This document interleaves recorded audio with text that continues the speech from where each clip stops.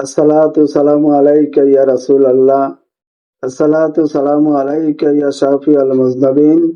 अस्सलातु सलामु अलैका या रहमताल लिल आलामीन।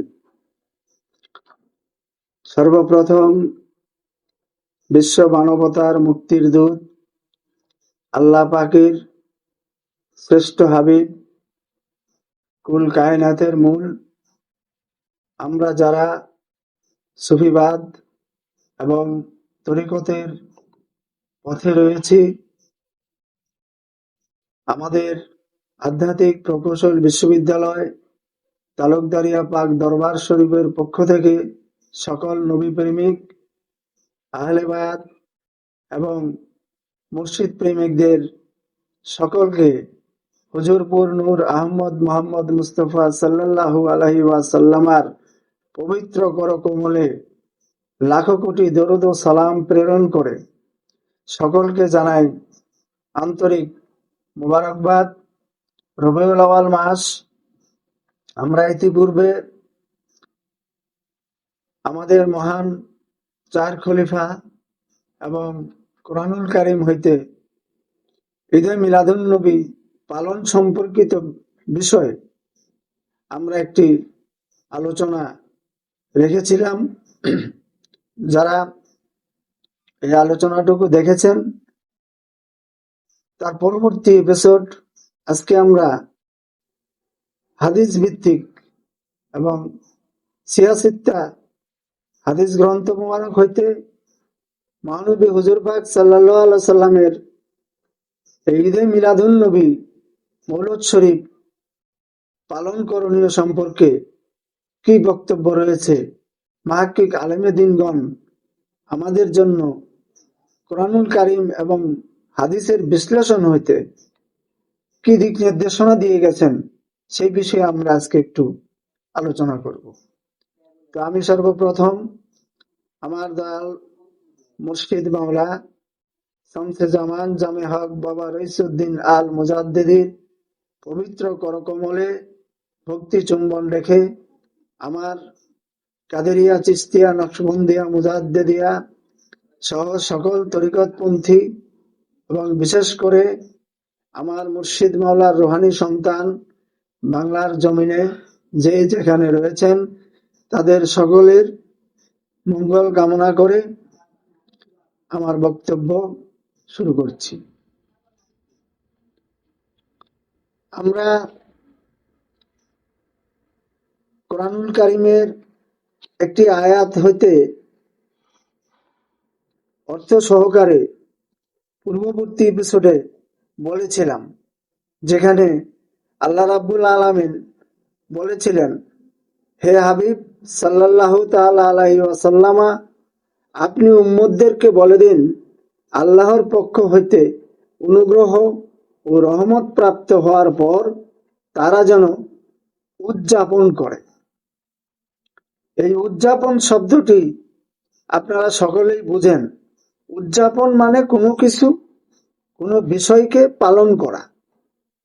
তাহলে এখানে আমরা খুশি উদযাপনের দিন হিসাবে 12ই রবিউল আউয়াল সোমবার মহিমান্বিত দিনে মহানবী সমগ্র কুল কায়নাতের যিনি রহমত স্বরূপ আল্লাহ প্রেরণ করেছেন, স্পষ্ট ঘোষণা দিয়েছেন, ওয়া মা আরসালনাকা ইল্লা রাহমাতাল লিল আলামিন, হে নবী, আমি আপনাকে সমগ্র জগতের রহমত স্বরূপ প্রেরণ করেছি। তাহলে সেই রহমতের নবী, আমাদের নবী, স্বয়ং কুল কায়নাতের যত সৃষ্টি রয়েছে সকলের নবী। সেই মহানবীর আগমন ধরাধামে হয়েছে, এর চেয়ে বড় খুশি, এর চেয়ে বড় নিয়ামত আল্লাহর সৃষ্টি রাজ্যে আর কিছু হইতে পারে না। প্রিয় ভাইরা আমার, আমরা যারা আহলে সুন্নাত ওয়াল জামাত, সংক্ষেপে সুন্নি আকীদায় বিশ্বাসী, তারা আউলিয়া আউলিয়া, শায়েখ মাশায়েখ, হাক্কানি আলেমে দ্বীন, বিশেষ করে কোরআনুল কারীম এবং সিয়াসিত্তা হাদিস মুবারক আমরা সকলেই মানি। সমাজে কিছু বিচ্যুতি, কিছু ত্রুটি না বুঝার কারণে এবং বুঝাইতে না পারার কারণে কিছু বিতর্ক রয়েছে মিলাদুন্নবী পালনের ব্যাপারে। আমরা মনে করি যদি আপনি আমাদের আধ্যাত্মিক প্রকৌশল বিশ্ববিদ্যালয়ের আঞ্জামে এই বিষয়ে যে বক্তব্যগুলো আমরা দরদি মুর্শিদ মাওলার নির্দেশে সকল আধ্যাত্মিক জগৎবাসীর উপকারার্থে এবং নিজেদের আত্মশুদ্ধির জন্য আমরা চেষ্টা করতেছি, দয়া করে আপনারা একবার দেখুন এবং আমাদেরকে কমেন্টস করে জানালে আমরা আরো বিস্তারিতভাবে বলার চেষ্টা করব। তো যাই হোক, এই আয়াতের ব্যাখ্যায় হযরত আব্দুল্লাহ ইবনে আব্বাস রাদিয়াল্লাহু তাআলা আনহু এই আয়াতের তাফসিরে বলেন, আমি আবারও রিপিট করি, হযরত আব্দুল্লাহ ইবনে আব্বাস রাদিয়াল্লাহু তাআলা আনহু এই আয়াতের তাফসিরে বলেন, এখানে আল্লাহর অনুগ্রহ ফাদলুল্লাহ দ্বারা বোঝানো হয়েছে, আর ইলমে দিন এবং রহমত দ্বারা হযরত মুহাম্মদ আহমদ মুস্তাফা সাল্লাল্লাহু তাআলা আলাইহি ওয়াসাল্লামকে বোঝানো হয়েছে।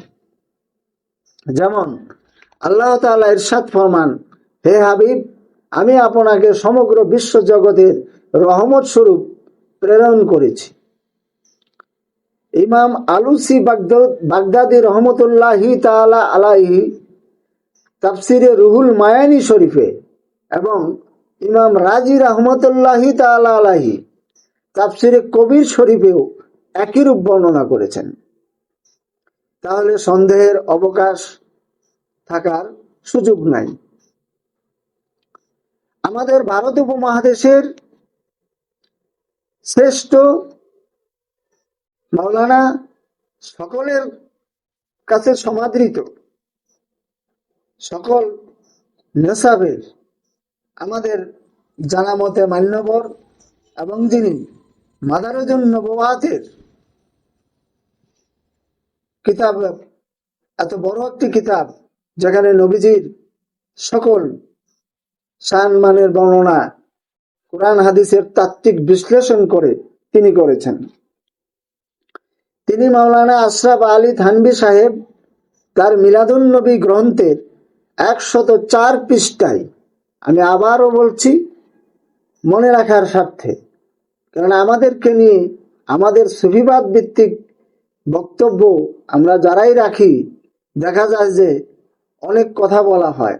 তাই অনুরোধ, আমরা আপনাদের আমাদের সকলের কাছে মাননীয় যারা, তাদের কিতাব হইতে উদ্ধৃতি দিচ্ছি, আপনার সুবিধার্থে পৃষ্ঠা নাম্বার উল্লেখ করে দিচ্ছি, দয়া করে একবার চোখ বলিয়ে নেবেন।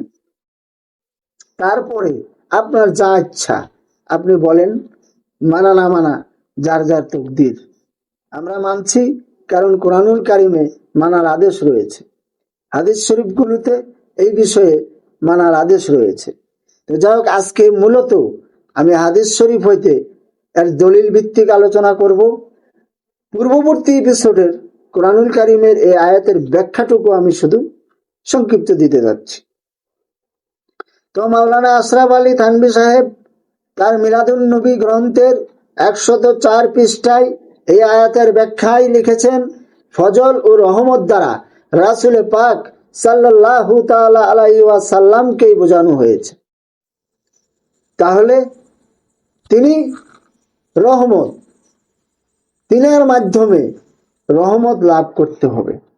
কারণ আমি নবীজিকে না মেনে, নবীজির সম্মান আজমতের প্রশংসা গীতি যদি আমার মধ্যে না থাকে, আমার কালবে যদি রাসূলের প্রেম না থাকে, আমার কালবে যদি মহব্বত না থাকে আহলে বায়াতের প্রতি, তাহলে আমি আসলে কে?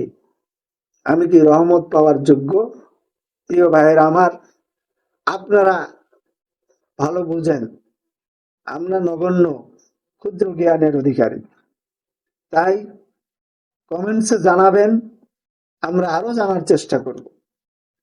সুতরাং কথা বলা যায়, আলোচ্য আয়াত ও তার তাফসিরের মাধ্যমে বোঝা গেল মিলাদুন নবী বা রাসূল পাক সাল্লাল্লাহু তাআলা আলাইহি ওয়াসাল্লামা দুনিয়ায় শুভাগমনের কারণে আল্লাহ পাক আমাদেরকে আনন্দ উৎসব করার আদেশ দিয়েছেন।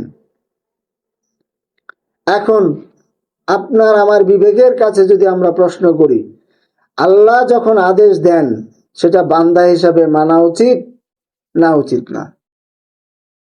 যদি মানা উচিত হয় তাহলে আমরা মানছি, আপনারাও মানুন। আপনি মানবেন না, কোনো জোর জবরদস্তি নাই, তবে জানুন মানা উচিত কিনা, এই অনুরোধ রইল। আর মিলাদুন নবী সাল্লাল্লাহু তাআলা আলাইহি ওয়াসাল্লাম উপলক্ষে আনন্দ বা খুশি উদযাপন করার নামই হলো জশ্নে জুলুসে ঈদে মিলাদুন নবী। সকলকে অগ্রিম ঈদে মিলাদুন নবীর শুভেচ্ছা, ঈদ মোবারক। এবার আমরা হাদিস শরীফের আলোকে মিলাদুন নবী সাল্লাল্লাহু তাআলা আলাইহি ওয়াসাল্লামের বিষয়ে কিছুটা আলোকপাত করব। সিয়াসিত্তা বিশ্ববিখ্যাত তিরমিজি শরীফ দ্বিতীয় খণ্ড 201 পৃষ্ঠায় এবং মিশকাত শরীফে 513 পৃষ্ঠায় বর্ণিত হয়েছে। আমি আবারও বলছি, সিয়াসিত্তা বিশ্ববিখ্যাত তিরমিজি শরীফ দ্বিতীয় খণ্ড 201 পৃষ্ঠায় এবং মিশকাত শরীফে 513 পৃষ্ঠায় এই হাদিসটি বর্ণিত হয়েছে।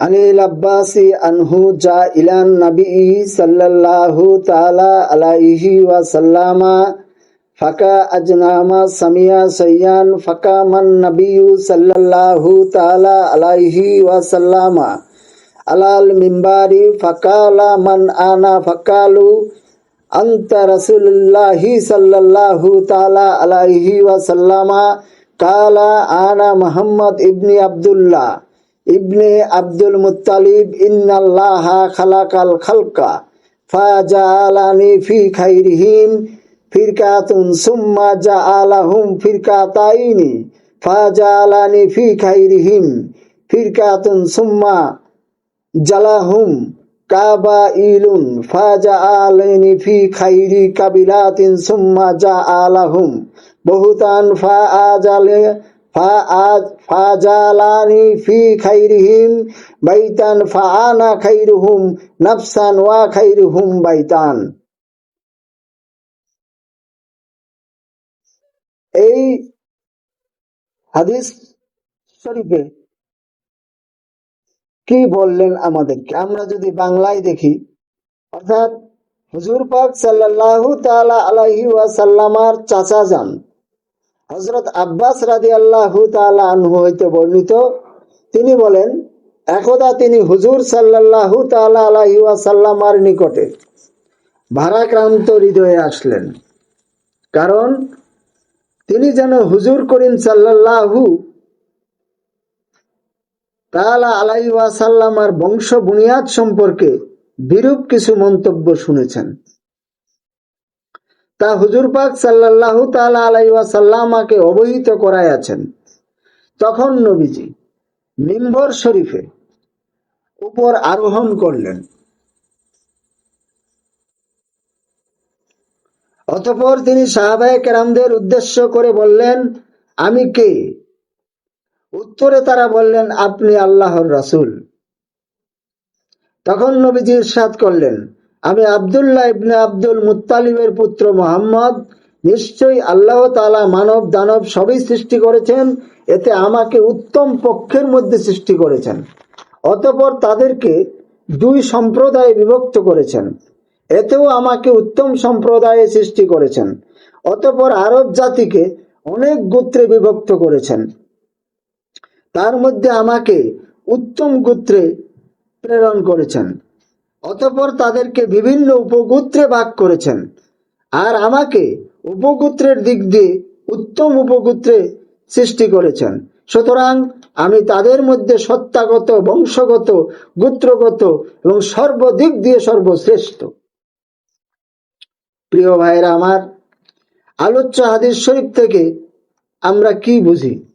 আলোচ্য হাদিস শরীফ থেকে স্পষ্ট বোঝা গেল রাসূল সাল্লাল্লাহু তাআলা আলাইহি ওয়াসাল্লামা স্বীয় জন্ম বৃত্তান্ত নিজে মিম্বরে দাঁড়িয়ে বর্ণনা করে নিজের বংশগত শ্রেষ্ঠত্ব প্রমাণ করেছেন। তাতে কি প্রমাণিত হয় না? মিলাদ মানে কি, মৌলুদ মানে কি? জন্ম বৃত্তান্তের আলোচনা। যিনি স্বয়ং নিজে হুজুর নূর দয়াল নবী, তার জন্ম বৃত্তান্ত মসজিদে নববী মিম্বরে দাঁড়িয়ে সাহাবাদেরকে উদ্দেশ্য করে শ্রেষ্ঠত্ব সম্পর্কে আলোচনা করলেন, আর আমরা তার উম্মত হয়ে যদি আলোচনা করি সেটা শিরক হয়ে যায়। কেমনে হয়? সেটা বেদাত হয়ে যায়। কিভাবে হয়? প্রিয় ভাইরা আমার, আশেকান জাকেরান যারা রয়েছেন, আপনাদের কাছে অনুরোধ, চক্ষু বন্ধ করে নিজের অন্তঃকরণের দিকে তাকিয়ে নিজ মুর্শিদকে স্মরণ করে একবার ভেবে দেখুন, আমরা কার কথা শুনবো? দয়াল রসুলের বাণী মানব, না রসুল বিদ্বেষী, আহলে বায়াত বিদ্বেষী ধর্ম ব্যবসায়ী যারা যে কোনো প্রকারে আমার হুজুরপুর নূরকে ছোট এবং খাটো হেয় প্রতিপন্ন করতে চায়, তাদের বক্তব্যগুলো শুনবো? কোনটা শোনা উচিত আপনাদের উপরই ছেড়ে দিলাম। আমরা শুধু দলিল দলিল দলিল দলিল এই শব্দগুলো অহরহ শুনি, তাই দলিল ভিত্তিক কথা বলার চেষ্টা করছি। আরেকটি হাদিস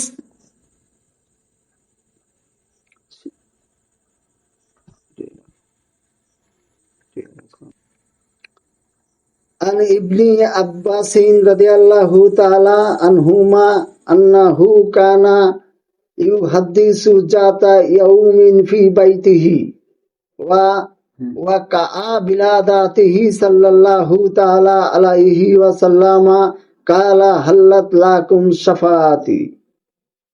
অর্থাৎ হযরত আব্দুল্লাহ ইবনে আব্বাস রাদিয়াল্লাহু তাআলা আনহু হইতে বর্ণিত, একদা তিনি হুজুর সাল্লাল্লাহু তাআলা আলাইহি ওয়াসাল্লামার পবিত্র জন্মের ঘটনা বর্ণনা করছিলেন।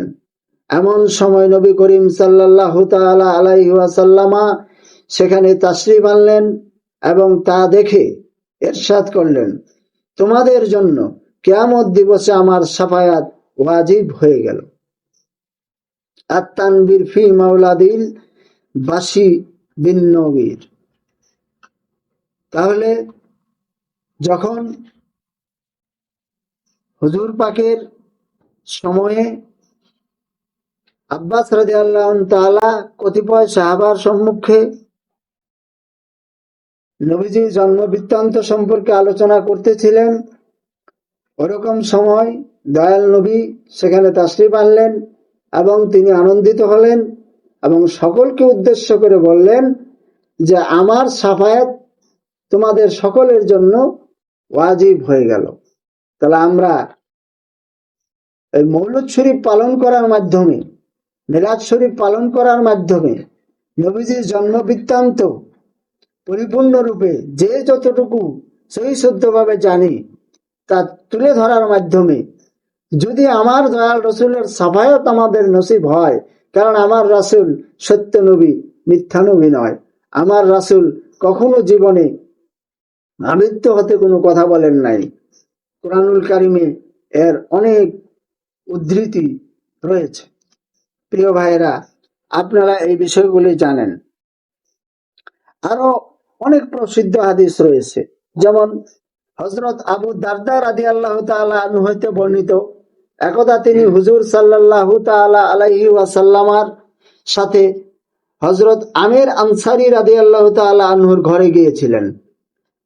তখন হযরত আমির আনসারী তার সন্তান ও সগোত্রীয় লোকদের সাথে নিয়ে হুজুর করিম সাল্লাল্লাহু তাআলা আলাইহি ওয়াসাল্লামার জন্ম বৃত্তান্ত আলোচনা করছিলেন এবং বলছিলেন, এই দিনটি তখন নবী করিম সাল্লাল্লাহু তাআলা আলাইহি ওয়াসাল্লাম ইরশাদ করলেন, হে আমির আনসারী, নিশ্চয়ই আল্লাহ তাআলা তোমার জন্য রহমতের দরজাসমূহ খুলে দিয়েছেন আর ফেরেশতাগণ তোমার জন্য মাগফিরাত কামনা করছেন। তাছাড়া যারা তোমার মতো আমার জন্ম বৃত্তান্ত বর্ণনা করবে, অর্থাৎ মিলাদ মাহফিল করবে, তারা তোমার মতোই নাজাত লাভ করবে।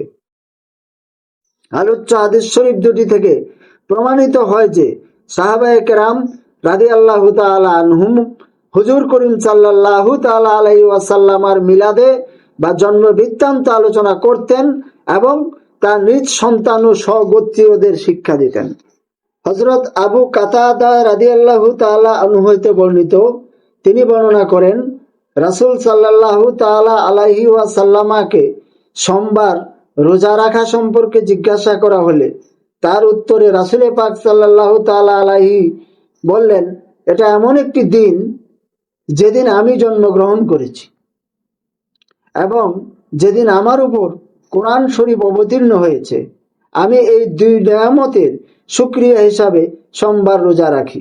মিশকাত শরীফ 179 পৃষ্ঠা, মুসলিম শরীফ প্রথম খণ্ড 368 পৃষ্ঠায় এই হাদিসটি আপনারা পাবেন। কালা হাসানুল বাসারি রাদিয়াল্লাহু তাআলা আনহু ওয়া দাত্তু লাউ কানালি মিসলু জাবালু উহুদিন জাহবান ফা আনফাকতুহু আলা কিরাআতি মাউলিদিন নবী সাল্লাল্লাহু তাআলা আলাইহি ওয়াসাল্লামা। অর্থাৎ যদি আমার উহুদ পরিমাণ পাহাড় পরিমাণ স্বর্ণ থাকতো, যদি আমার উহুদ পাহাড় পরিমাণ স্বর্ণ থাকতো, তাহলে আমি তা রাসূল পাক সাল্লাল্লাহু তাআলা আলাইহি ওয়াসাল্লামার মিলাদুন নবী মাহফিলের জন্য খরচ করা পছন্দ করতাম। হযরত জুনায়েদ বাগদাদী রাহমাতুল্লাহি তাআলা আলাইহি বলেন, যে ব্যক্তি মিলাদুন নবী সাল্লাল্লাহু তাআলা আলাইহি ওয়াসাল্লামায় উপস্থিত হয়ে সম্মান প্রদর্শন করবে, সে ঈমানের সফলতা লাভ করবে। আন নিয়ামাতুল কুবরা আল আলম 8 পৃষ্ঠায় জুনায়েদ বাগদাদী রহমতুল্লাহ আলাই এই বক্তব্য রেখেছেন। তো আজকে যারা মিলাদুন নবী আসলেই পক্ষে বিপক্ষে, জায়েজ না জায়েজ, বেদাত, অনেক ধরনের উপজীব্য কথাবার্তা সমাজের সামনে হাজির করেন, তারা সকলেই আমাদের চোখে সামাজিক দৃষ্টিতে অনেকেই আলেম ব্যক্তিরূপে পরিচিত। তো শনিবন্ধ অনুরোধ তালুকদারিয়া পাক দরবার শরীফের একজন গোলাম হিসাবে, আহলে বায়াতের একজন নগণ্য গোলাম হিসাবে, রাসূল প্রেমিক আমরা হওয়ার চেষ্টা করতেছি। দয়াল রসুলের দয়ায়, মুর্শিদের কৃপায় যদি আমরা প্রেমাস্পদকে পাই, তবে তো প্রেমিক। আমরা চেষ্টারত আছি।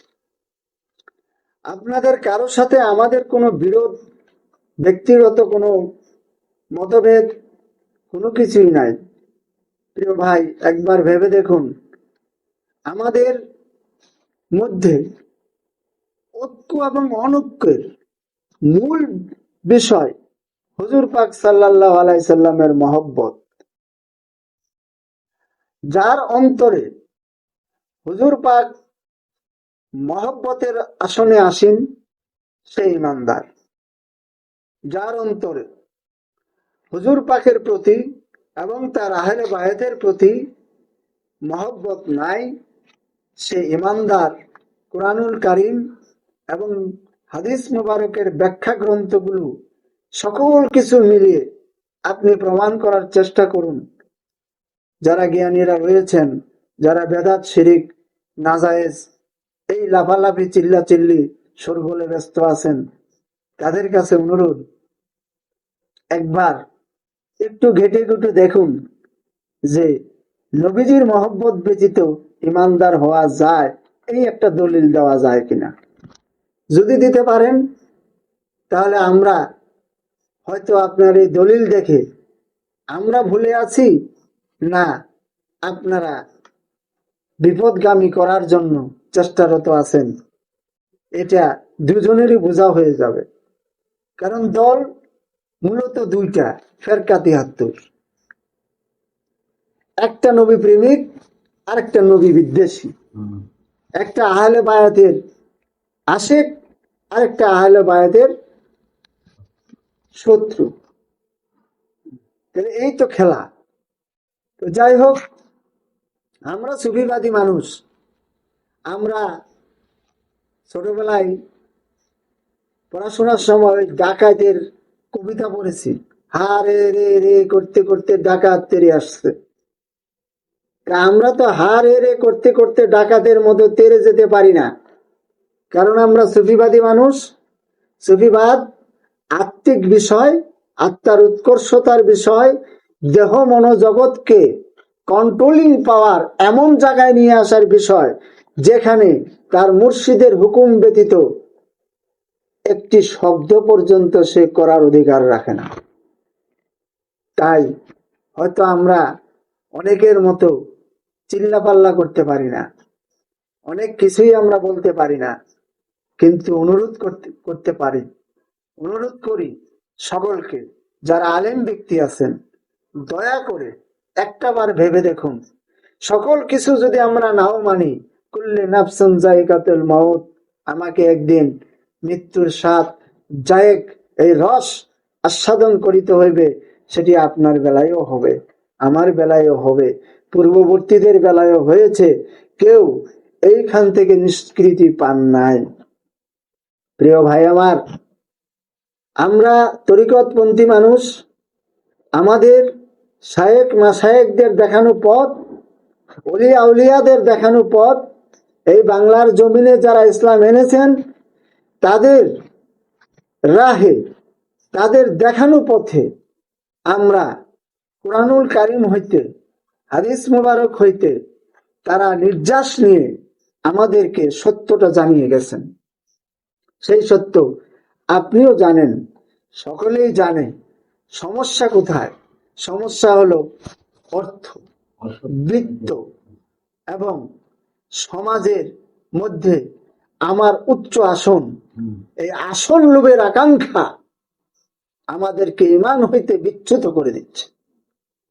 এই আসন লাভের আকাঙ্ক্ষা, আমি বড় বক্তা, আমি বড় বললেওয়ালা, আমি বড় জানলেওয়ালা, এই যে অবস্থান, একবার ভেবে দেখুন তো এটা কার অবস্থান? যদি আমরা আদিতে যাই, তিনি বলেছিলেন আনা খায়রুম মিনহু। কে?